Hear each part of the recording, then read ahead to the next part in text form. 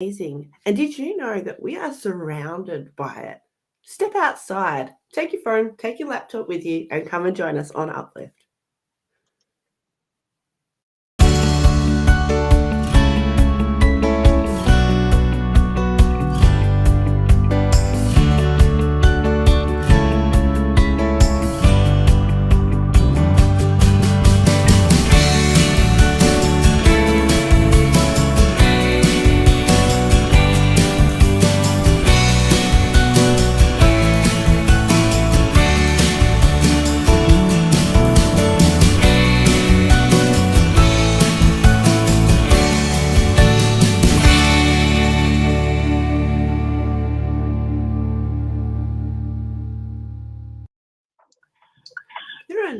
There are actually amazing resources out there that have shown that when you get out into nature, it provides the best jump start to our body's own system. And I know it's totally very scientific words here. And 𝗨𝗏, I love that you laughed with me because that's what we're here today, to talk to you about life, love, nature, and hey, who better to discuss this with but myself, Sarah Wade. I'm coming from Perth in Western Australia. I'm a life coach, a lover of life even, an art therapist, and so much more. And joining me, as always, is the wonderful Mr. 𝗨𝗏 from Calgary in Canada. It's wonderful to be here, and I love the topic that you chose. We had a guest that was to be here today, and just things occur as they naturally run through a natural progression, and he was unable to make it. And Sarah, who was off in nature this weekend, said, "Can we talk about?" And it was like, yes, absolutely, because I totally agree that nature is a giant battery when you allow it to do what it's intended to do. And as Sarah said, my name is 𝗨𝗏. I'm coming to you from Calgary, Alberta, Canada, and I get buzzed out of being in nature. Some of the best writing I have done has been sitting on a beach in a chair in a chair and writing. That's where some of my best writing has occurred. Wonderful. I can imagine you doing that too, and just being immersed in your space with all your senses being evoked by being in nature too. I'm sure that would have added another depth to that which you were writing as well.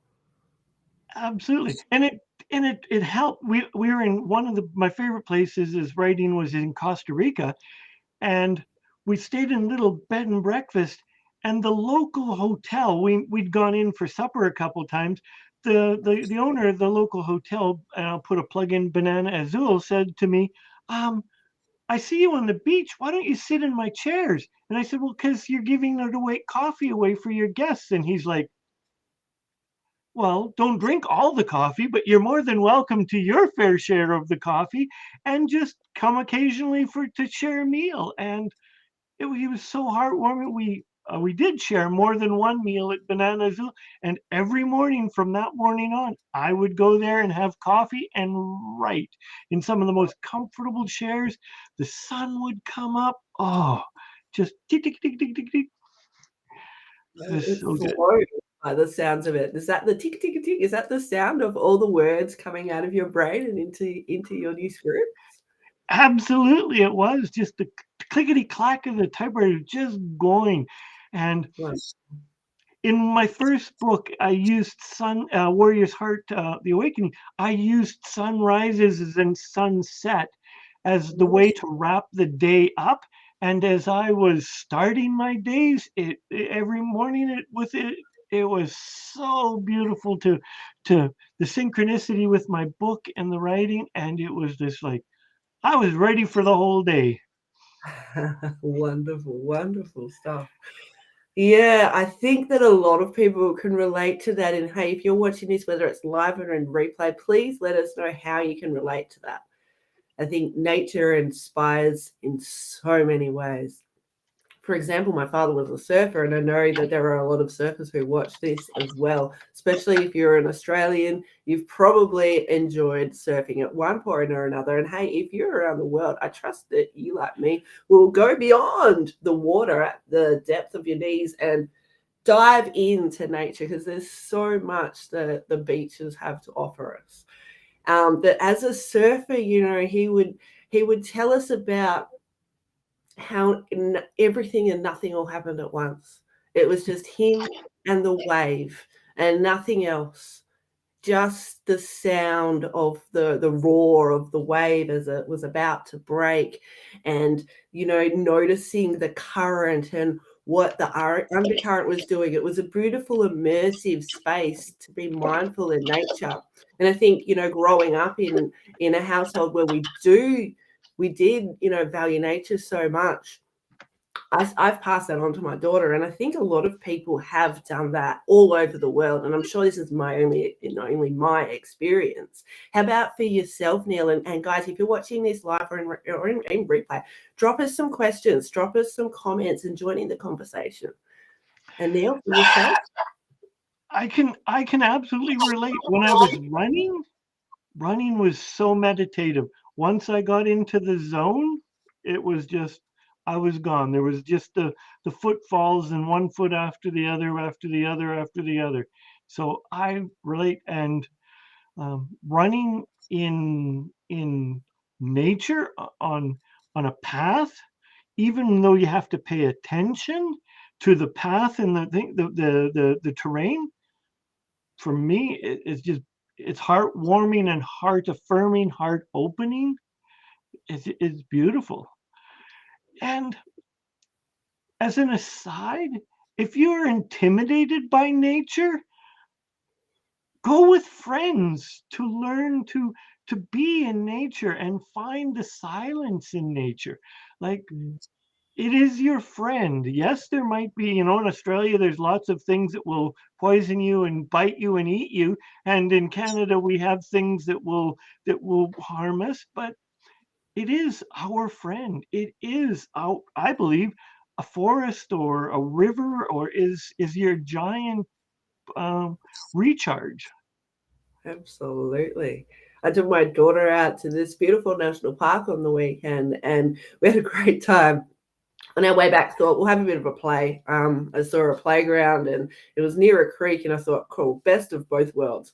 We had a little picnic afternoon tea sort of situation, and had a small play at the playground. But what was wonderfully heartwarming was to see all of the kids abandon the playground equipment to go and spend time at the creek. This creek was just, flood from all the hills nearby. It was off-run, had, full pipage in the area going past it.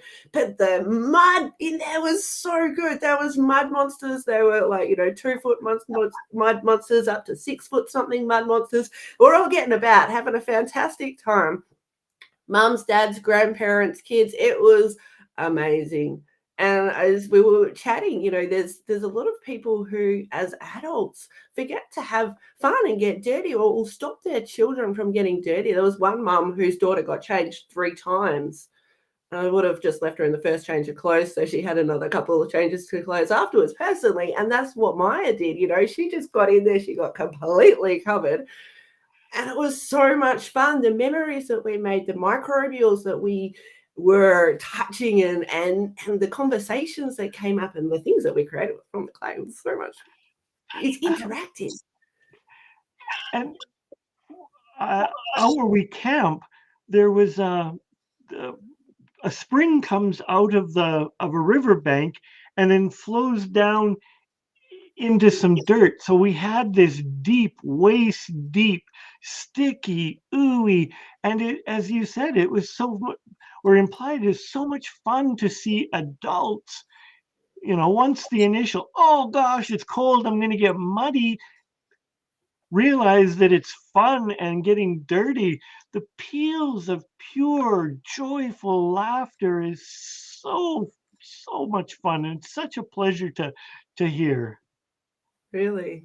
And to add to that too, like this weekend, as you mentioned before, I went away to a beautiful women's festival. It was 4 days of magic in the wilderness.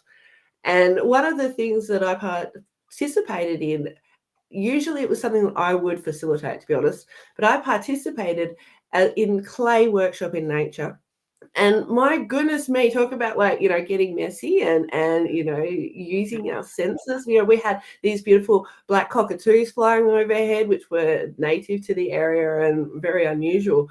And they were singing and holding space for it. It was a good 45, 50 women just touching this clay and being in space and just listening to this beautiful guided meditation. And she had these sound healing instruments with her, and obviously the birds were joining in. It was such a beautiful experience. And for me, the interesting thing as an art therapist, hearing her words, I kind of had an inkling as to what was happening next. However, I went in there with non-attachment and duality, and I was just like, I'm just going to be in the moment. And I let my thinking brain aside and just left it. And witnessing and hearing the joy of all these other people as their experience came to life physically with this clay that they were able to manipulate and craft. And then the absolute horror when they were asked to destroy it and then either create it again or recreate something else. It was just a beautiful thing to be amongst as a participant, to soak that up. Yeah. Oh, it's gorgeous. That's an interesting words that you put in there, that you destroyed it, and yet it's just recreation. And nature is always evolving. It is birthing something, and something is dying. It is this continuous cycle. And yet we as humans, I as a human, get so darned attached to something that I spent only 20 minutes of my life creating, and big tears or whatever, because now you want me to wreck it, you want me to destroy my creation. It's like, no. And yet nature is always constantly evolving, and I think nature is teaching us that I believe that we need to constantly evolve and let go of things that are not supportive, destroy we'll say shed those habits and pick up new ones that are supportive. And just like you were given the opportunity with the clay, just to build anew. Absolutely fascinating. Absolutely love that. And I think, we've got that opportunity in more ways than one. A lot of people have known somebody who's died. It's part of life. Getting back out into nature, studies will show and back up, thousands of years of history of people saying just me being out in nature helped me. Getting back to that nature. And again, it's that, like you were saying, it's that recognition of the evolution of nature. The trees will grow, they will fall, they will shed, they will give birth to other animals that will tree life around them, I should say. And it's this beautiful cycle. It is, as humans, we kind of can distance ourselves from that. So for me, nature is a beautiful way of bringing myself back to self and grounding and recognizing that I am part of a cycle and that I can start to break chains and things like that, but I'm still part of this beautiful connected society. Yeah, and because you've got this beautiful creative little mini version of you, you had your youth, and now you have your youth again and reliving it with this little wonderful version. And the circle will continue if she chooses to have children. So then you become the grandmother, and it's just a proof in my mind, the evolution, a continual circle. We learn to be a child, we learn to be a parent, we learn to be a grandparent, and it's just a continuous evolution. I love that you've said that. We learn to be a child, we learn to be a parent, we learn to be a grandparent. We learn a lot more than those three things, though, don't we? Like, we learn to be so many things. Yeah, I think unlearning can be so tricky. Like, why do we hold on to things so much? What do you think, Neil? because it's back to this. I just spent 20 minutes creating this. I don't want to, because it's my everything. I put my heart and soul into it. So I have attachment to it. And I think it's learning to, with us, part of our evolution, my evolution, is learning to let go. Yes, everything is here for a time and a reason.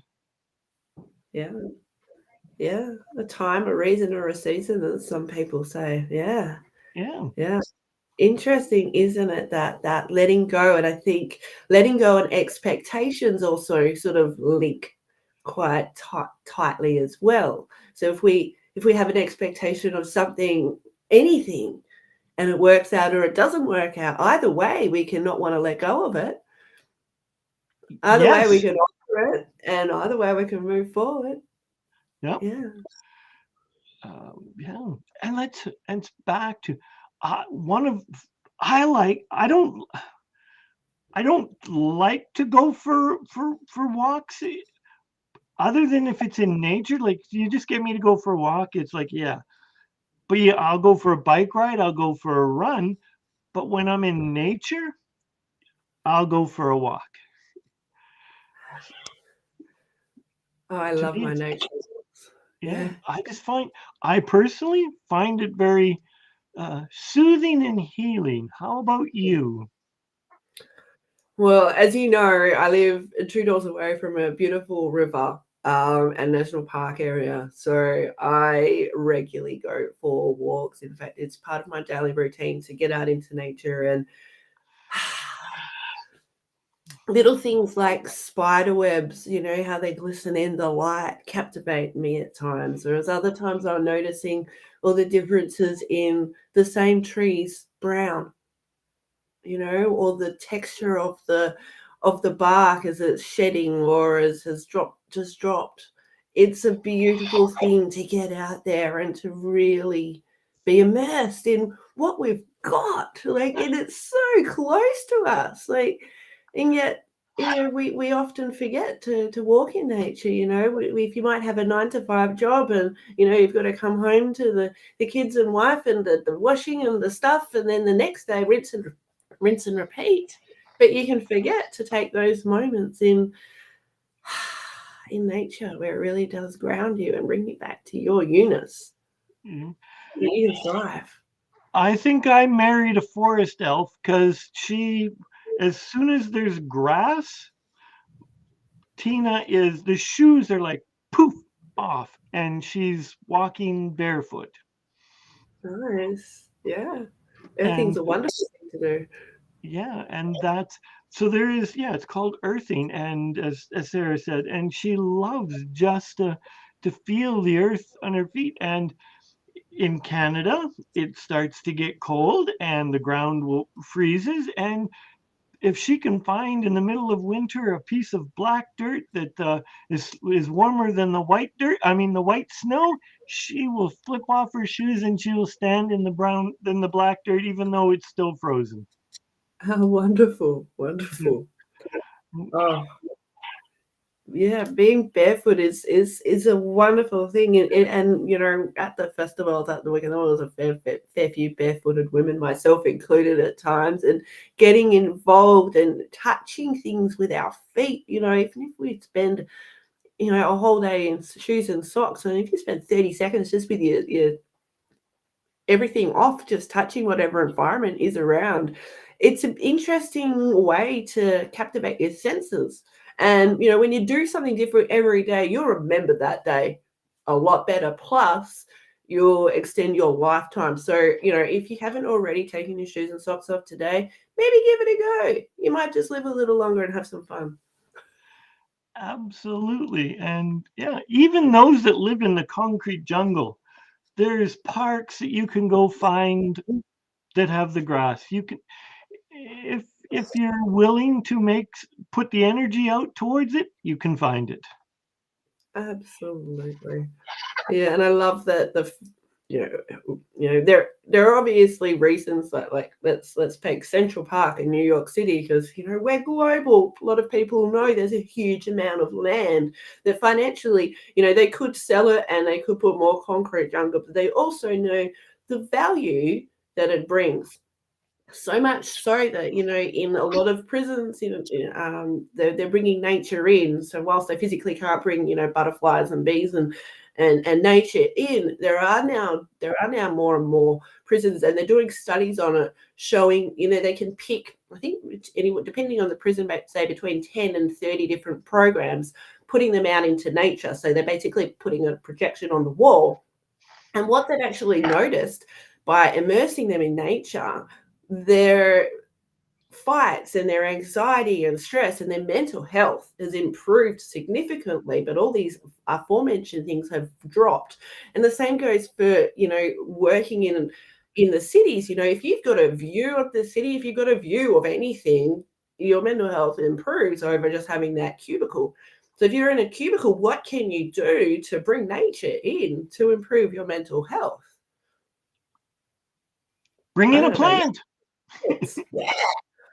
Yeah, we got some plant lovers watching us. We've got a few people watching us live, joining the conversation, guys. If you're watching this in replay, hashtag plant lovers if you're a plant lover. Yeah. And there's so many, so you can do the visual, bring in a plant, auditory, find, instead of listening nonstop to someone droning on, go and find a YouTube video of ocean waves or crickets. You can find so many auditory programs that will bring in nature sounds.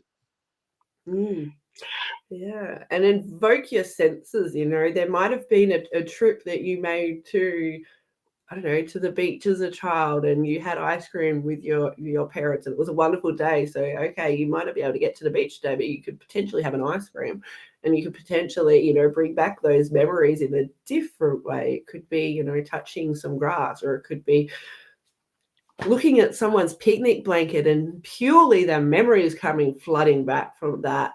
That's going to change you. Noticing those little things about life and nature, I think, really captivates us and brings forth our yes to lifeness, and our desire to want to share and continue our conversation with other people. I personally feel like improves.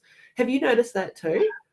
Absolutely. Just the more senses that you can invoke and bring in, the absolute better that I find that my life is. It's like when I look at a piece of pie that I want, and I taste a piece of pie, I smell the piece of pie, I feel the sense of the pie, all of it much, much better. It's like when you get as many senses and put it in your face. No, don't put it on your face. You could go the next level and not maybe use your face, but you could use your mind's eye. There are a lot of meditations around food, as I'm sure you're aware. There's other ways that you can use food, and by really salivating before you eat the food, you digest the food better. So if you're having any gut problems, or if you're having some health stuff related to your gut, enjoying your food more actually helps. Who would have thought? Things like, I remember doing like when as an artist, in fine art, we're asked to draw a few fruit bowls in our time, and it's interesting to add that layer. I remember a couple of times having an apple in my bag and tasting the apple whilst drawing the fruit, and really concentrating on it beforehand, like what it could look like or feel like, or what is is it going to be a crisp apple, or is it going to be one of those mushy ones that I'm not so fond of? Is it going to have that sharp taste, or is it going to be that beautiful sweet taste? And as you're drawing things, as you're questioning things like that, you get to that next level, like, I hope that people didn't do the same when they were doing bodies. Like, I've never done that with the human anatomy before. That's not something my brain goes to. But, there are different things you could definitely apply that to in so many different ways in art and nature and connecting. And I love that you bringing your words through nature into your environment. Are you working on anything recently in nature that you're happy to share with us? Nothing right now, other than when I take a walk, and a purposeful walk, a lot of times once the clutter of the day is through and out and I've let it go, the interconnectedness, the energy from the trees, the grass, the stories in my mind come alive. It's like nature amplifies my creative abilities and what I'm thinking and feeling and what I'm trying to create in my stories.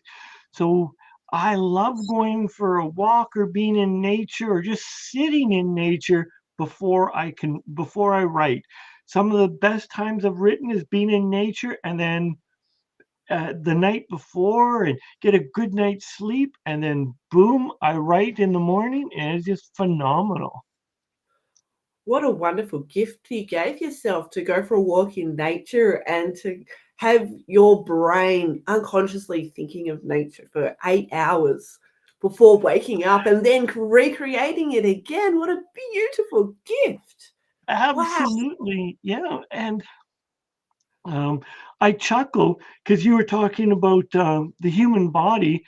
In one of Neil's incarnations of one of the things that I did, I was a professional photographer, and I took um, pictures of people naked without clothes.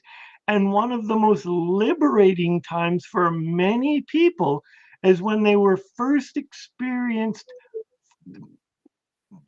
being naked outside for the very first time. Yes, we were taking pictures, but they had never experienced, because it made them feel, well, it made them feel vulnerable because they're hidden behind their clothes. But it also, nature, they felt, eventually felt safe because nature wasn't out to harm them, and they Mm. became one with nature. They loved the sensations of the subtle wind on their body, and they could see the hairs on their arms stand up, or the sunbeam on a hard sunbeam line, where on one side the half their body was warm and on the other half was cool, and they had never experienced that because the clothes had spread the warmth out all across the whole body. So it was pretty cool, and it's pretty cool to truly feel nature in a very vulnerable spot way. Mm. Absolutely. There was a interesting workshop I went to on the weekend. I've attended similar things in the past again, but speaking of naked, there weren't naked people. There were certainly naked emotions. It was an anger purge sort of situation. So, getting in touch with your anger, and we ended up hitting cardboard boxes and using pool noodles on tires, and letting it out in a beautiful way. And we felt like the space was held for us, and because we were out in nature, there was a lot of screaming that I feel like, had we been in suburbia, might not have been let out at its full potential. There might have been an 80%, and I'll just hold this last bit back. But really, letting it out. The physicality of these women had changed. Obviously emotionally they were letting go as well. But the worthiness afterwards was just such a wonderful thing to witness. If you haven't had the opportunity to scream when you feel like you're bottling things up, might be a nice idea just to let one out. Really, like a blood-curdling scream. Do whatever feels right for you. Get it out of your body. Have a shake, flick it off your body, jump up and down, turn into a second car hand salesman. That I never can remember the name of that balloon thingy, the stick figure that moves to get your attention. Move Yeah. around is what you're trying to say. Let it out of your body. Physically scream like grr, like feel like a tiger, or feel like whatever feels right for you, because letting it out feels great. And being supported by nature is beautiful, and having people around you who you can trust, if you need or want that, do so too. 10,000,000% agree. 10,000,000%. Absolutely. And when you go and look and if you're working on an anger issue, and I've done men's work where we've given them a baseball bat, a big stick that is almost indestructible, and we've taken an old log, and it's an old log, and we just say, go to it. And they have beaten on this log till they're exhausted and their anger is through. And then we ask them to step back and ask them, what has nature just done? Do you see any permanent damage that you have done? Nature can take your anger. Nature can take your emotions. There's nothing from your emotional state that nature cannot take. So be free and give yourself permission to truly experience the emotions that you need to go through. Mm. And holding space for people as you've done in places like, as you've just described, it's a heartwarming thing to really, as you said, just to let it out, and to have that person, sort of come over to you and hold, say, well done. Is there any more left? Sometimes too, but most of the time, I'm sure you've noticed that most people they're exhausted before they stopped, and maybe they had a round two. Did many people you personally came across have a round two that was not as long lived? I noticed. I find the round two is a little bit more of a, hang on, I've got a little bit left. If I don't let it off, it'd be like not burping, something fermenting, and it would just being a bit yucky. Do you know what I mean?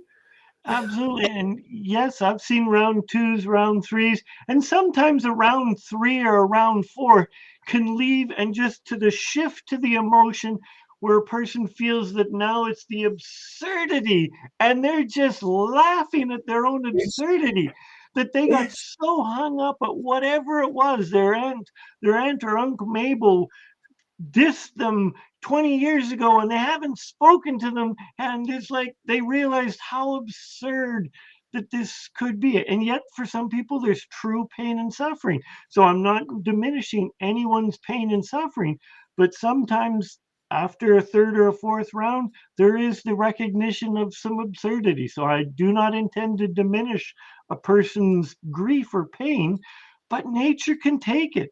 She will take it. Gaia, Mother Earth, whatever you choose to call her, she's a tough cookie, and she's willing to hold the space and be there for us.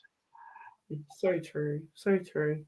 And I love that, you can, see trees growing from, small little seeds before they even go into the ground as they've fallen off through to these massive heights. And then you get to climb them and walk on them after they've fallen, or as you said, just take it back to it and let your gurs out.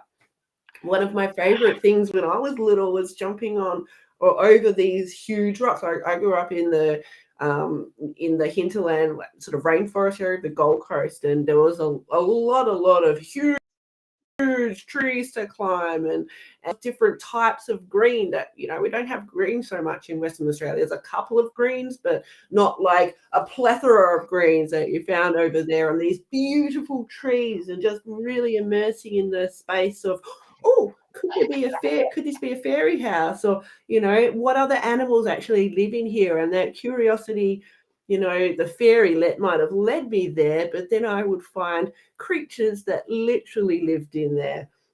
And then my mind would take me on stories like, what else have they done? Where have they come from? And, where we'd find little, my mum's a bit of a scatologist, so we would go and find their poo and look at, okay, well, that's where they have their lunches. And this is where they do this, and that's where they do that. And just by looking at the scat in nature, that really unleashed this whole new level of life. And the circle that we've been discussing today is little things like poo can get exciting. Who would have thought? And that's beautiful, because that's a metaphor for what personal development is. We need to look at our scat, that we're our blocks. What are we constipated about? What is blocking us? And when we recognize what we're constipated in, we can do something with. I found water, to me, is very, very cathartic. If I need a state change, me personally, and a state change mean if I have my poopy pants on and I want to go to a happier place, one of the things I can do is just go have a bath or have a shower, because water changes. It's scientifically and chemically proven. It changes your energies within your body. So it changes you. I have a friend who is deathly afraid of heights and deathly afraid of water. And we were at a workshop, and one of the activities was to jump off a 25-foot cliff into a flowing river. Two of his greatest fears. Ooh, And quite the amalgamation. pardon? Quite the amalgamation. How did he go there? We had done some whitewater rafting, which was for him was enough to get away. So once we got there, and he's standing on the cliff, he's just going, I think I need to bring my inner warrior in and just say, what the hell? And I'm going, okay, I'll go with you if you want. And I'd already jumped because it's no big deal. Those are not my fears. And he looks at me, he says, I'm going after you, but you better move, because I'm aiming to land on top of you, buddy. So I just ran and jumped out, and he's a big man and he's a big person. So he could have hurt me, but he loves me too much so that he told me this, but he never once intentionally did this. But when he hit the water, he came to the surface. It was like he was baptized. His fears were like instantly changed, because he just overcame two of his biggest fears, and he didn't die. And the cold water was helping him change that energy. We swam to shore, and he's going, okay, Neil, let's go do the 40-foot cliff. And I'm like, okay. Well done. And he's for him, the energy of the water and the jumping in nature and having a supportive group and environment around him helped him get through two lifelong fears, and his ability just to choose. And he had to make the choice, because if we would have pushed him, then he'd still be stuck in the way he was. Like, yeah, we could have pushed him, but no, it wouldn't have served him. But it served him because he made the choice. And I'm curious to know, did you catch up with him afterwards at all? Absolutely. We went back we were in the same raft, and then in the same raft, the next exercises, we had to stand on the sidewalls of the raft and run around it. And the last person standing won a chocolate, got the chocolate first. And everybody else had to swim to the raft and get back in. Well, he really wanted the chocolate. So, and he didn't win, but he was one of the last ones out there. Wow. What a way to conquer your fears. Well done to him. And I'm assuming that it had ongoing effects for him in other parts of his life. Because if he could do these two things, if he can overcome such big fears, what else can he do that he's been holding back on? Yeah. What a huge And life-changing experience for him. and the whole weekend was full of these opportunities to face your fears. For him and many people, it was life changing. I was there as a staff member, so I had done this previously, and those weren't my fears. I had different fears, and yeah, it was so cool. And we spent most of our time out in nature. It was wonderful. It's interesting because we only have two innate fears, that is fear of loud noises and fear of falling when we're little. And everything else is something that we've learned or acquired from society or from an accident or from our parents or those around us. Isn't it interesting that we can take on all these things and then to bust through the other side of it and actually achieve it gives you such a sense of accomplishment and such a sense of achievement. What I've noticed afterwards is when people who have experienced that, they sort of, it's like the analogy of hitting the ground running. They've had that experience and then boom, they're out there doing all these other things that they kind of wanted to do, but they felt a bit of resistance to and had all these judgments and fears and what ifs and felt themselves shrinking away for. But then boom, they've accomplished something and they're like, I can do anything now. And they do. And it's such a beautiful thing. And to be around and witness and this sense of, yeah, actually, if you can do it, I can do it too. And it's like almost the people who are around someone who's experienced something like that, they can all go and do something that they were a bit afraid of before. And it's this beautiful surge. Oh, powerful stuff, isn't it? Yes, yes, yes, yes, yes, yes, and yes. And it's beautiful that on one hand, it is phenomenal to experience it yourself. But as a facilitator, for me, it's almost as joyous to witness that experience and to see someone have that cathartic experience where it's like, oh my gosh, it's just as beautiful. And I think my heart is pounding. I'm in full tears, and it's just I'm experiencing my history has me experiencing it with you. And Yeah. so It's a beautiful experience to do something with something, isn't it?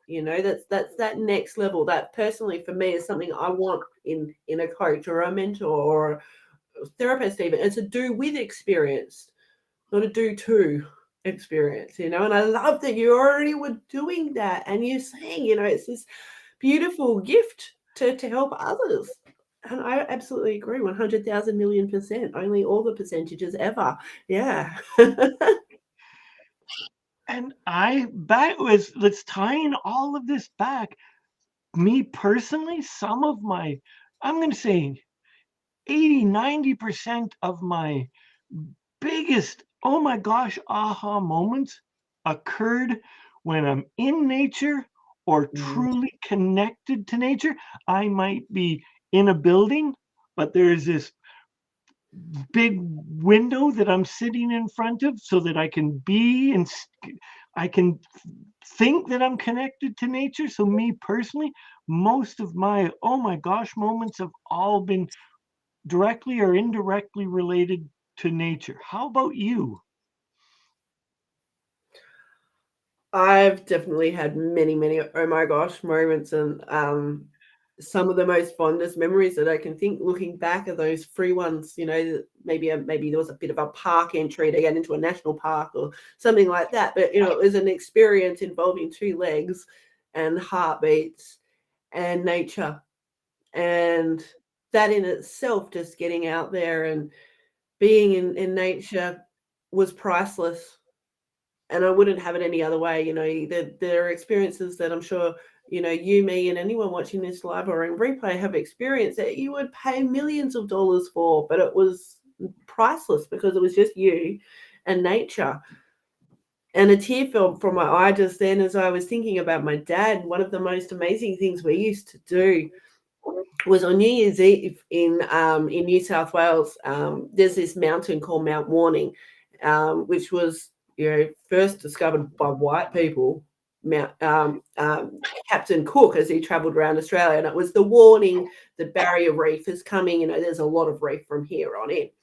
But it's this beautiful sacred space that had been holding space for thousands of years prior to white people coming, and we would climb this mountain, and it was, I think, 4 or 5 kilometers up. So you're looking about 3 miles, 4 miles.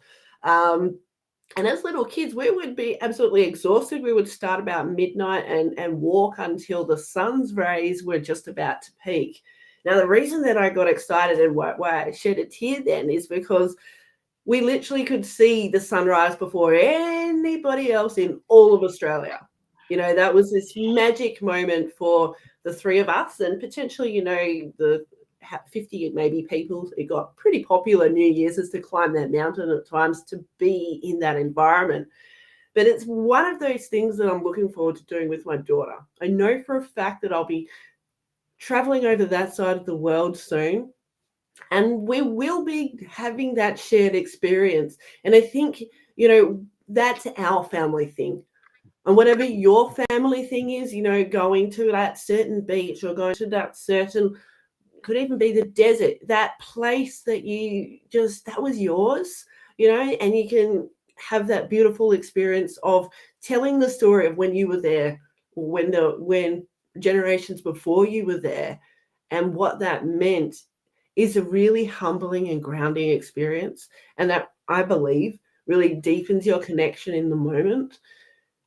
And that can lead to an amazing wow moment, just that gravity of people being there before in this beautiful space, or the lack of people who've been there before because you have climbed that last distance that is literally unclimbable for some people, mentally or physically. Yeah. Years ago, we went to, so probably very early 90s, 80s. We went to Cancun when it was in Mexico, when it was just a couple, 2 or 3 hotels. It was before that it became this great big thing. And there's an Aztec ruin called Chichen Itza. And at that time, they allowed you to walk up it. And as I'm walking up it, I'm going, and I finally stood on the top, and I'm like, just energetically, I'm just blown away, because I'm on something that was around 500 years before Christ was born, BC. And here I'm standing, and they're supposed to have done sacrifices and all that, but on there, whether it's true or not, I don't know. But it was just the energy to it was just like, oh my goodness, that thousands of people have walked it, thousands of people, up and down.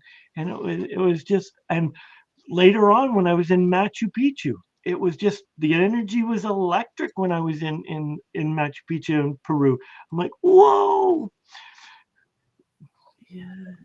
And all those years of devotion and honoring the land, are really things, you can tell there's been that care, seeing these amazing, like, I haven't been there. I've seen pictures, unlike you, Neil, you've actually been there, but, the gravity of what you physically see up there, and, what you see is maybe a third of what's beneath the surface, because they were so good with their plumbing and, the way that they looked after the land itself before they put the buildings on. Immaculate.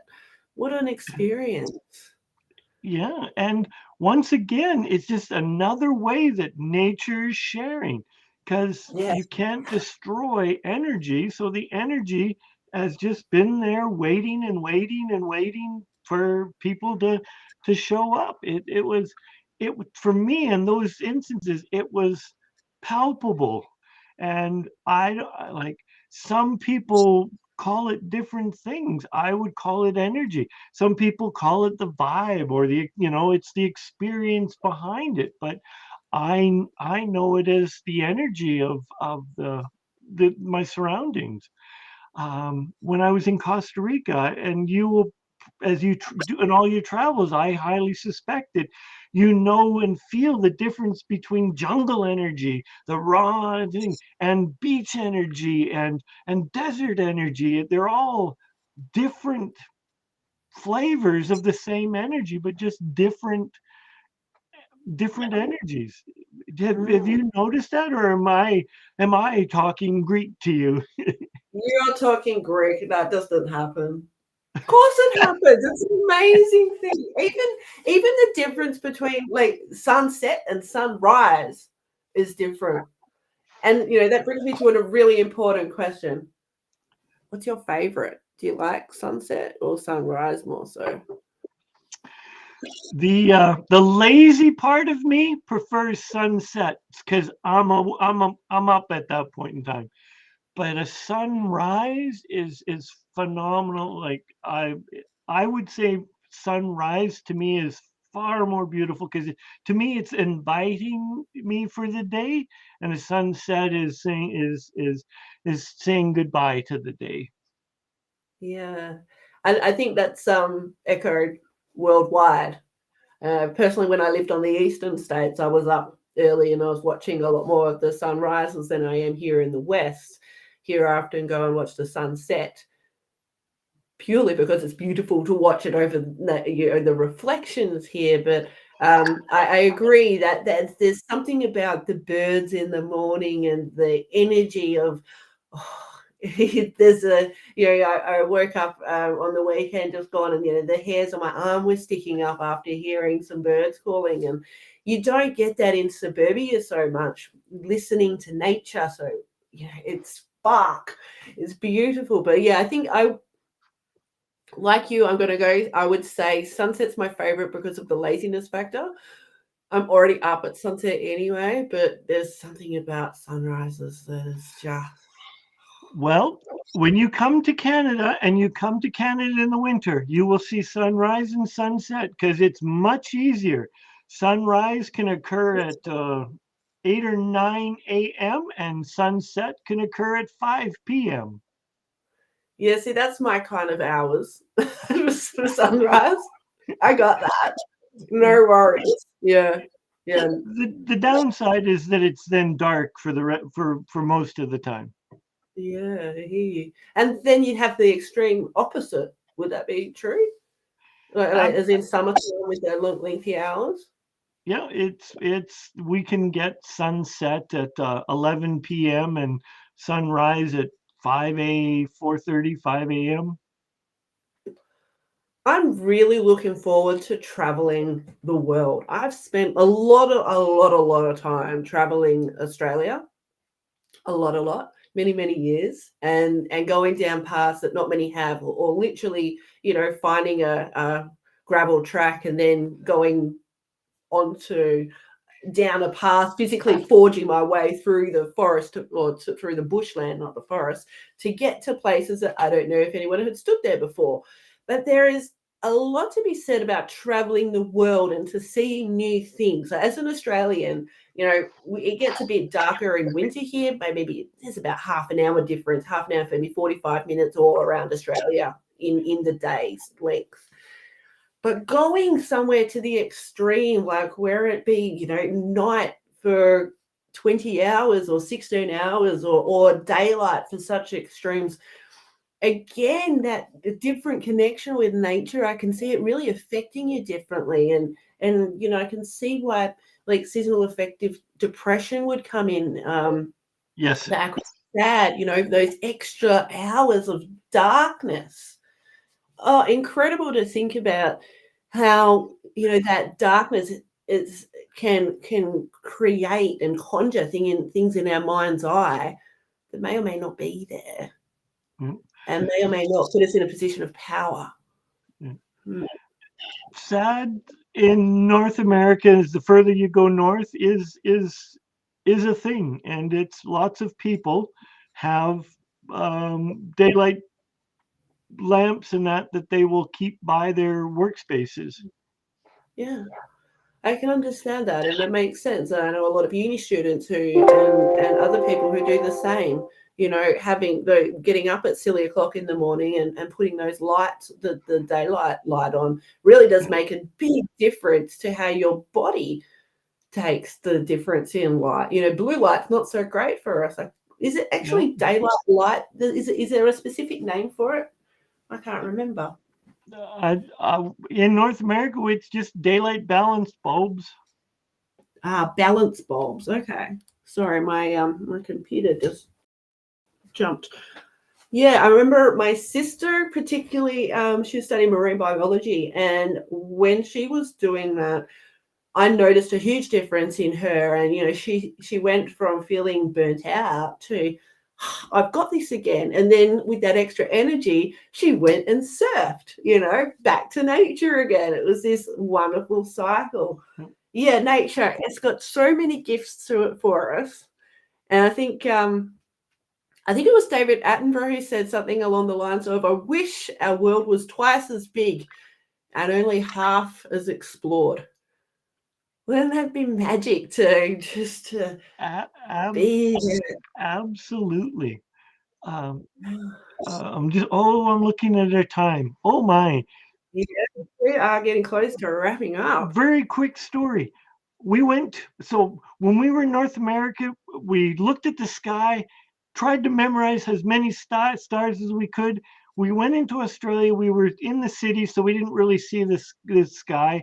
We flew to Alice Springs, and then we took a night tour so that we could go and see the desert sky. So we spent most of the day in the bus and touring around, and then they took us into a dark tent and we had supper, and then they said, okay, everyone's going to get blindfolded. And so we got blindfolded, put our hand on the person in front of us, their shoulder, and went outside. And the expletives that I said, because I have never seen that many stars. It's like, our sky in North America is not as bright and full of stars. And to see the Southern Cross for the first time was just, whoa. Wow. Yeah. I feel very privileged to be here. And again, on the weekend alone, just, we were about an hour away from the city, and the difference again, just how many more stars you could see. Oh, it was gorgeous. Absolutely gorgeous. Yeah, I was lucky enough to go for a walk with one of my friends, and there was some little forest elves. They had the three of them harmonizing their voices in nature, and they just found this most beautiful log, and they were having an amazing time as we were walking through the bushland. They were invoking stuff in us and the skip in our step and our conversation, and it was just so beautiful. Nature and the stars combined with good times and good people, like, what's not to love? Get out there, guys. Find yourself your next camping trip or your next hiking trip, or what are you going to do next? Drop it into the comments. If we've inspired you to go out into nature, please let us know what you're planning or what you've done, because I'm certainly planning my next trip, and I reckon Neil probably is too. Absolutely. And I'm looking at the time, and I'm just going to say, whatever you do, go out in nature from a place of love and happiness. Go with your friends, go alone, go whatever is making you happy and will serve you. Take a picnic lunch or not. Ride your bike or not. Take your camera, take your pastels, take your watercolors or not. Just get out and truly invoke all your senses. Touch the tree, smell the tree, taste the tree, find out what a leaf tastes like. Just experience nature. And from that, know that you're loved. Oh, I love that. Magic. I felt that. I really felt that. I've got a quote to end this from Mr. David Attenborough, who I did mention just before. It's surely our responsibility to do everything within our power to create a planet that provides us home, not only for us, but for all life on earth. And young people today, you've got this, he said. And I love that. I love that he put faith in the young people of today, because I know my young daughter is out there doing what she can to spread the word about picking up rubbish and generally being good to the environment. And I trust that you, like me, are doing the right thing by others in your little ecosystem. Until we see each other next fortnight, from Neil and I, we send you love. Take care and create uplifting conversations that set your heart on fire. Take care.